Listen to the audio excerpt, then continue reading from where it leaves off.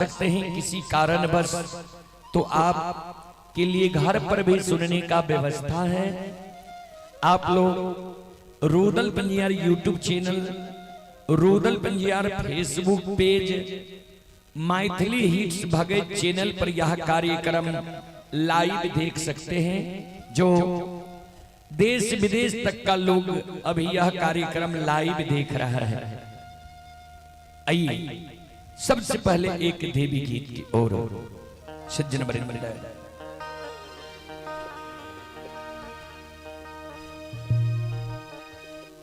और वही देवी गीत में आप सबों के बीच रखने का प्रयास करता हूं, जो देवी गीत को YouTube पर लगभग 5 करोड़ से ज्यादा श्रोताओं ने देखा है, सुना है। आसिनी निपैत मां तरहत खिएले है।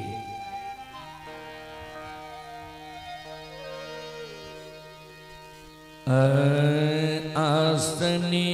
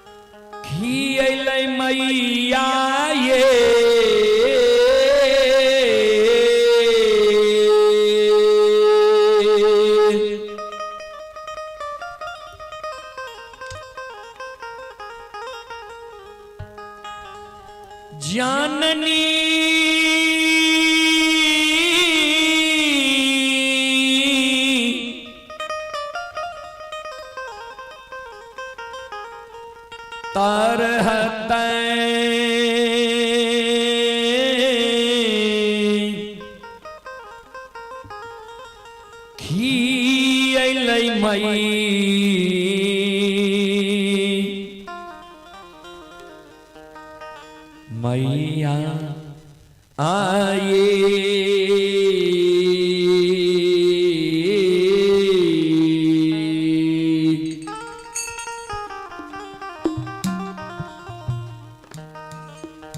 जननी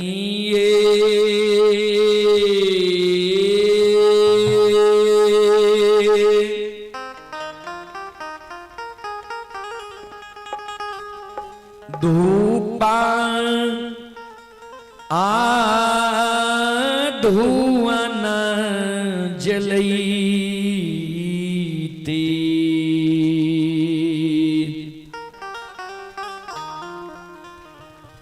चुटकी जान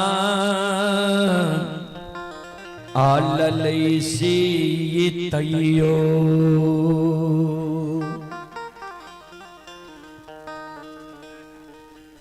नाही उलहनमा छूटल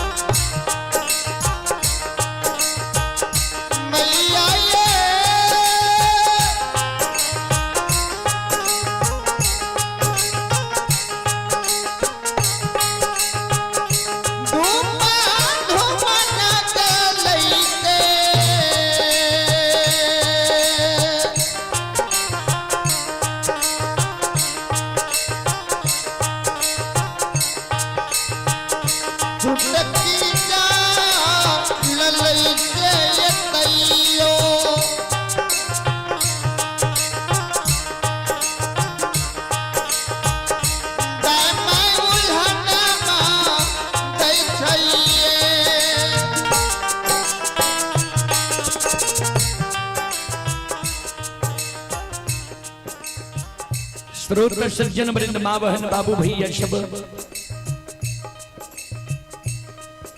एक अबला एक बिचारी दुखियारी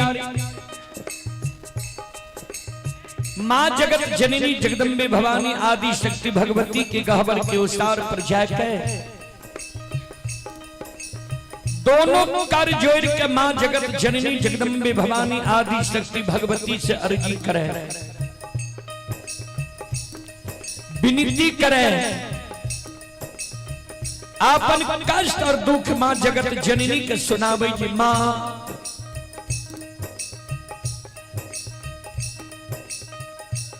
यहाँ के आसनी गहवर निपैत माँ हमर तरह किया गले,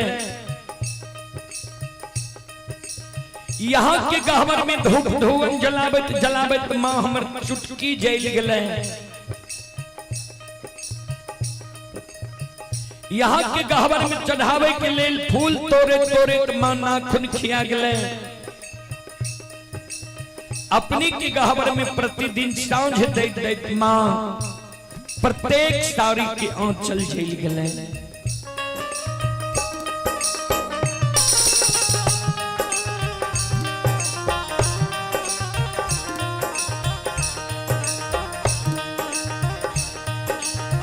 आतयु नाही दिलिए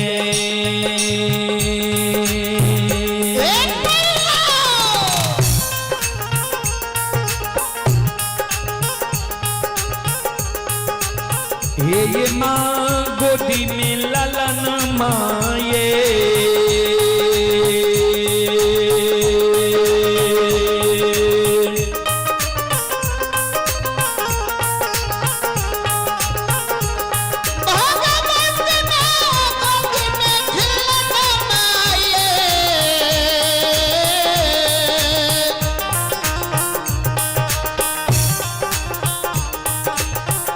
मैया ये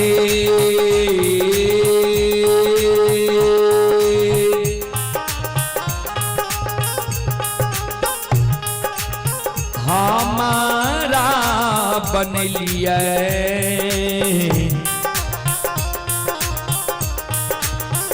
बांधी मरोछा नीचे धाय दाय मैं उल्लाहनमा दै छैये।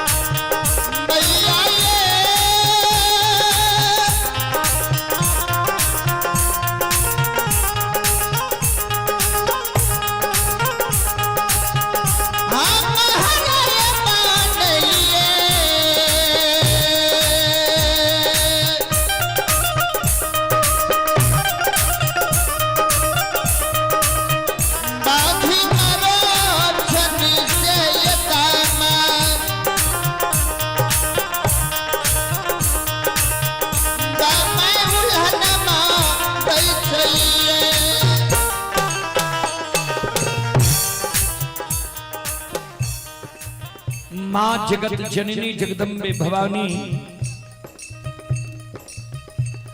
आदि शक्ति भगवती के गहवर के विस्तार पर विचारी दुखियारी अवला कौन है। आंख से आंसू मां जगत जननी के गहवर के विस्तार पर विचारी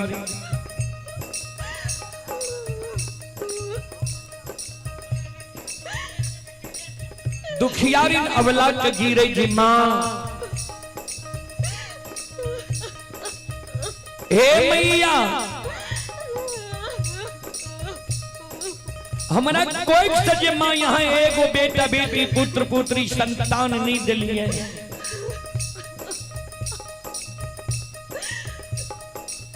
वही कारण है नगर समाज के सास ननंद गोतनी पड़ोसनी हमारा उल्हन दई है उपराग दई है।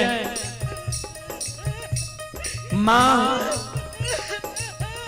दाई माई के तो उल्हन उपराग मां हम सह ले छी, लेकिन इस समाज में जब दाई माई के घर आंगन हम जाए दाई माई के घर आंगन में दाई माई के गोद में दाई माई के बेटा बेटी के खेले देखे छिए। दाई माई के गोद में दाई माई के बेटा बेटी के हंसे के आवाज सुने छिए। मां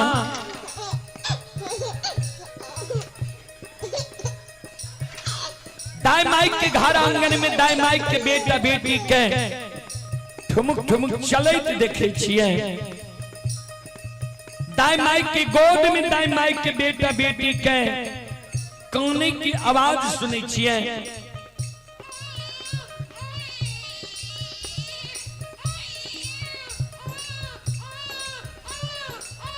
वो आवाज सुन के मां हमर ही साल है जे भगवान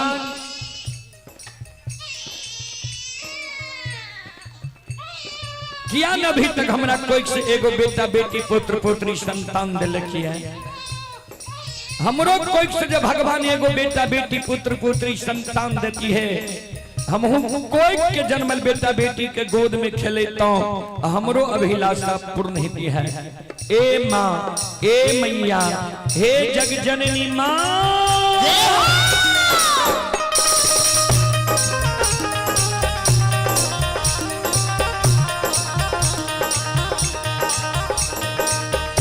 सबके अंगन मां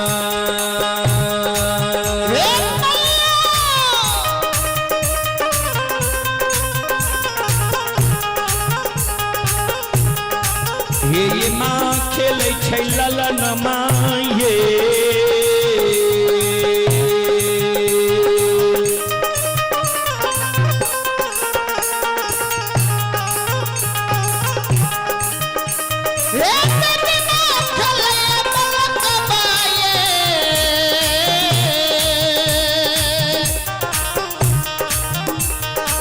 मैया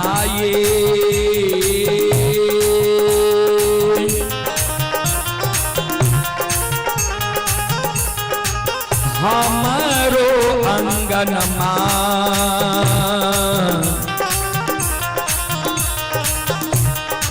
लागे छे उदास सासी एक खिलौना बिना ये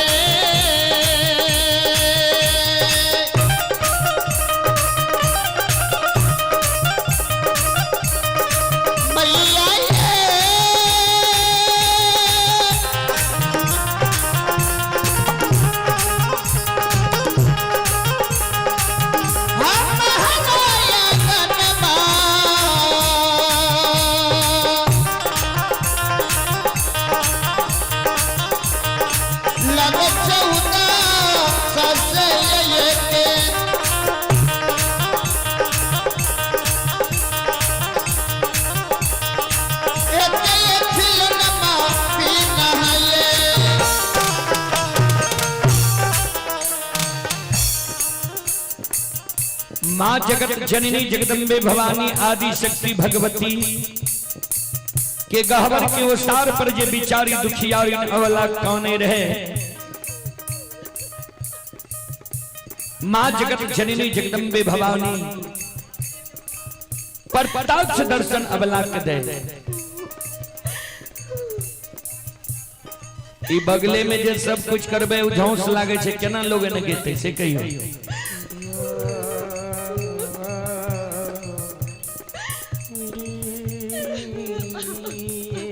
संत शिरोमणि क्रोध बंधो माँ जगत जननी प्रत्यक्ष दर्शन अबला के दे।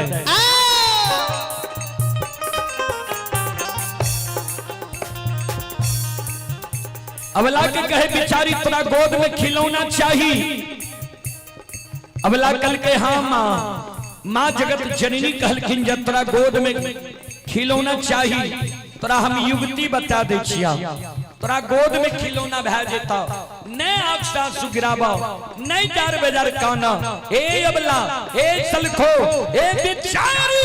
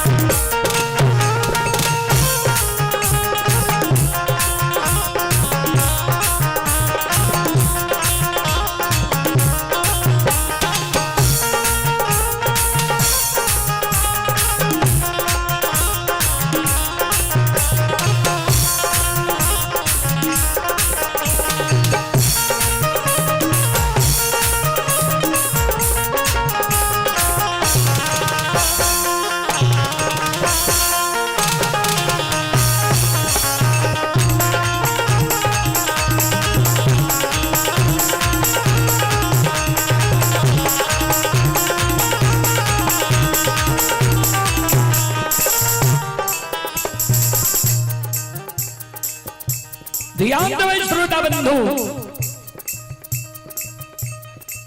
माँ जगत जननी अबला के कहे बिचारी सुना।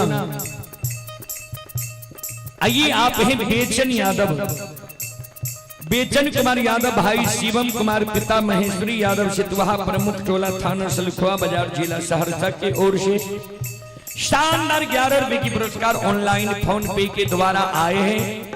सोनू कुमार की ओर से 21 रुपए की पुरस्कार आए हैं। श्रद्धालु को बहुत बहुत धन्यवाद, लाख लाख शुक्रिया, बहुत बहुत साधुवाद। और कुछ माता जी की ओर से आशीर्वाद स्वरूप पुरस्कार आए हैं। माता जी के चरण कमलों में कोटि कोटि नमन करता हूँ, आशीर्वाद चाहता हूँ, भगवान से कामना करता हूँ भगवान माता जी को भवसागर की नैया से पार लगा दे। जय हो दानी श्रद्धालु की जय हो, उनके समस्त परिवार की जय हो।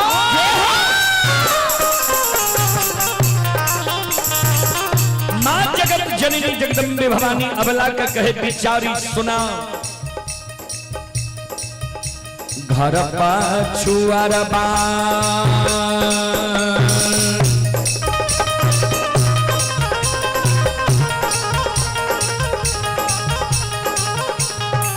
अबला बसे छठ कुम्हार भैया हे।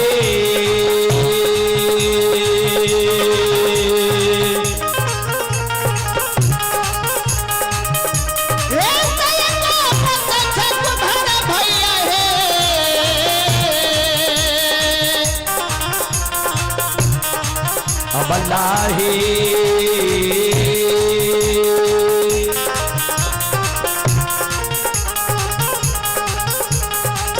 मिट्टी के पलकबा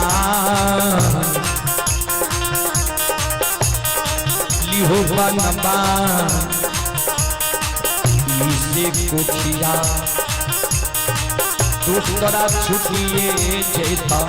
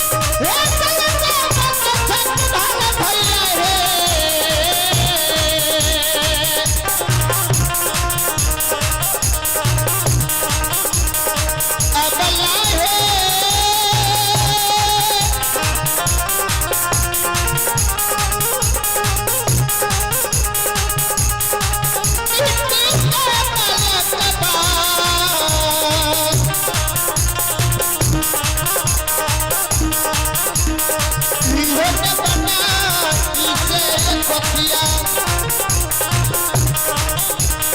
दुपट्टा छुपिए जैसा है।